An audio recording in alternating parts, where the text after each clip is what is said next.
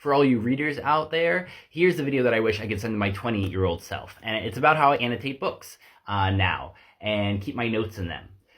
The whole journey started because I wanted to remember better what I read. I feel like anything I've read before this system 10, 15 years ago, it's like it's gone. It's because I can't review the notes. I don't remember what happened. The memory's too short for that. But writing the notes down helps my memory at least a lot.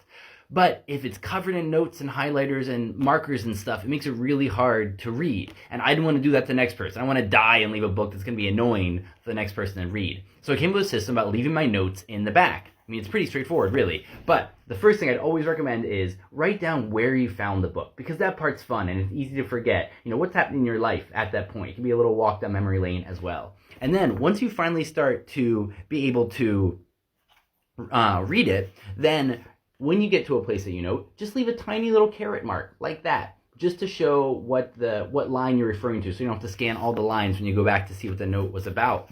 And then you just start filling up the back with notes. And I have a little system I developed over the years. Poetry means that it's a really good paragraph on the idea. A T with a box around it stands for timeline, so it goes up my history wall. This money symbol and the Q means money quote, which means it's a really beautiful quote. And then, of course, stars mean things are wonderful.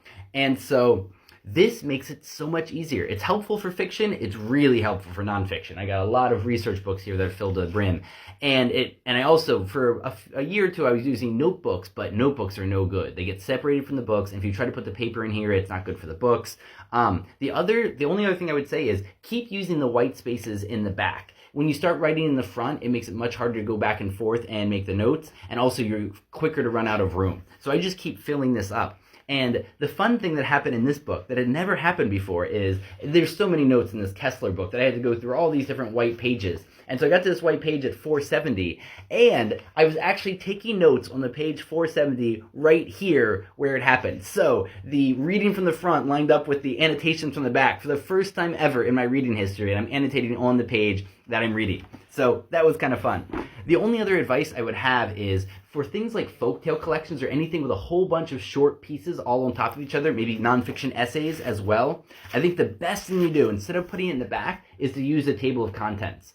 So when I want to bibliomance a really good story for my kids, I have all the notes here about what the best ones are, what the different topics are, the vibes, and things like that. And so this is the most helpful when you have a whole bunch of short pieces. So that's what I wish I could have told myself 20 years ago. Let me know if you have any tricks or hacks for better remembering your books, because I'd love to hear them.